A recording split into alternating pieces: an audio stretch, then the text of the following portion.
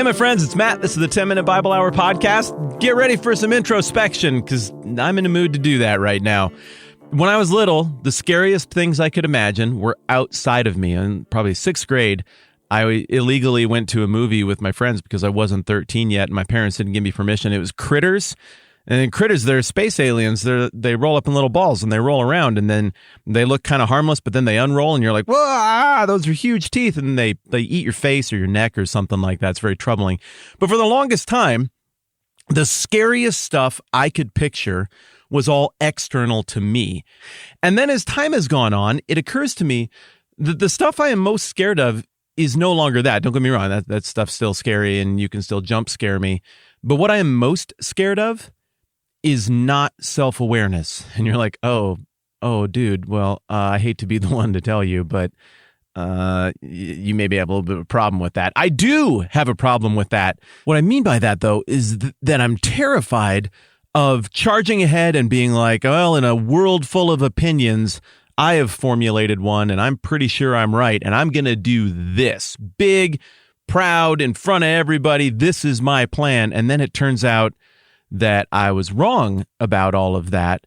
And now all of the standards that I put out there and the big full-throated boasts that I put out there about how things ought to be come crashing back down on me. And so right now I am doing this thing where when I'm alone, I picture the cringiest moments from earlier in my life. And I mean, my friends, way back in life, we're talking like elementary school stuff. We're talking even little kid stuff, middle school, high school, trying to figure out how to kiss a girl in high school, trying to figure out how to be cool on a field trip in 8th grade, like silly little things where I didn't wrong anybody, but I just came off like an idiot and I hurt.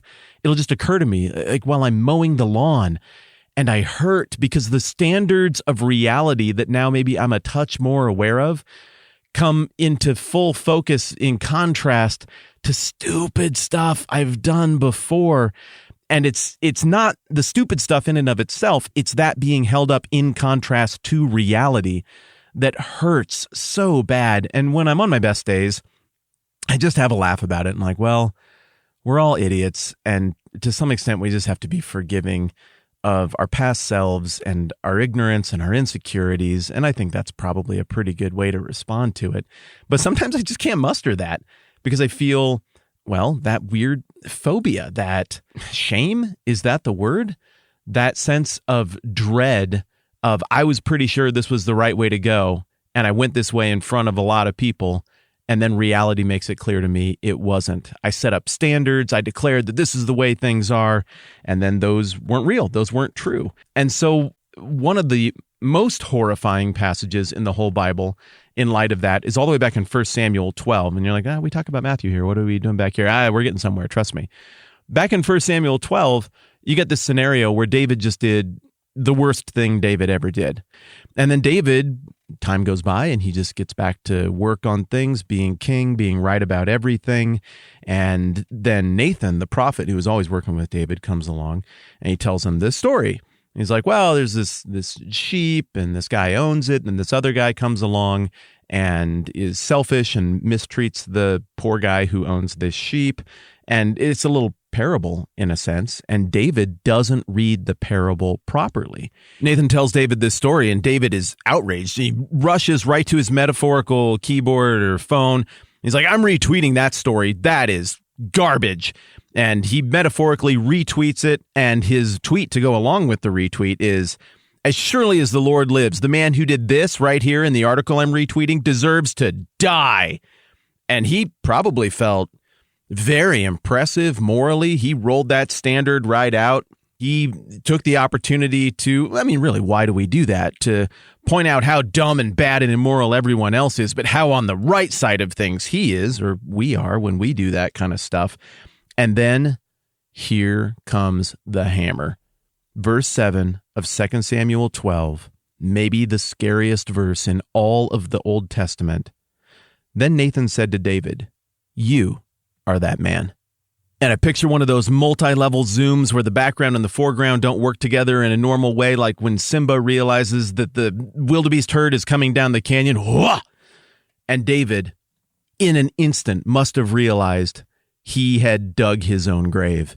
Without knowing that this was about him, he proclaimed his judgment as king, his judgment as one so wise. These are my actual moral standards, and in doing so, exposed that he is a fraud. In an attempt to thump his chest and bring attention to his own awesomeness and masquerade his virtue signaling as concern for justice for this hypothetical person, he got exposed and he painted himself into a corner. And the reason this passage is scary is because I have done that not once, not twice, but uncountable times. And the internet has only afforded me more opportunities to make that not just cringy mistake, it's cringy when you're a kid, that dangerous mistake. So then you fast forward to the Sermon on the Mount and you get the Lord's Prayer, and we think of that as just being a teaching on prayer, but it is deeply connected to teaching that comes right after it on forgiveness. And the idea is, if this kingdom is beautiful to you, if this king is the kind of king that you think you should bend the knee to, that being Jesus, the ticket to admission is forgiveness. Now, ultimately, it's God's unmerited forgiveness that enables anybody to enter the presence of this perfect king, because nobody's good enough to achieve that by their own merit. But then the thing that demonstrates that you get the values of the kingdom, that you get the king, that you're loyal to the king, that you love the king, that you're bought into what the king is about and what he's doing, is that you give away that forgiveness that you were given in the first place. And then you skip forward a few verses from that part of the Sermon on the Mount, and one of the very next things you run into is that business at the beginning of Matthew chapter 7, where it says, don't worry about the speck in your brother's eye, worry about the log in your own eye, because the measure you choose, that's the one that will be applied to you. Surely the original audience thought of 2 Samuel 12 and what happened between David and Nathan. It's maybe the most famous example in the Bible of somebody getting that exactly wrong and then being confronted with the aha moment that comes with it. Fast forward to the community life discourse in Matthew chapter 18. And the parable that dominates the second half of that we've been looking at for the last few days. And you have somebody who does the same thing. I want one standard for myself, and I want one standard for everybody else. I want grace and forgiveness for me, but I want permission to look at other people with a spirit of judgment and hatred and condemnation, with no social awareness of my own problems or what I have been given, or rather forgiven. The parable, then, of the unmerciful servant who is forgiven $312 million worth of debt for no apparent reason, certainly not by merit of his own character, and then can't turn around and forgive a relatively very small sum from someone else, is meant to conjure in us the same rage that was conjured in David in 2 Samuel 12. You're supposed to get to the end of that parable and be like, that is garbage. Who is that clown? Who does something like that? We should all join together in condemning that unmerciful servant. In fact, I'm going to tweet about this right now. Okay, let me see. I'm just going to go to this parable. I'm going to hit retweet. And now my little tweet to go along with it is going to be, this guy was an idiot and horrible. Man, this is what's wrong with the world today.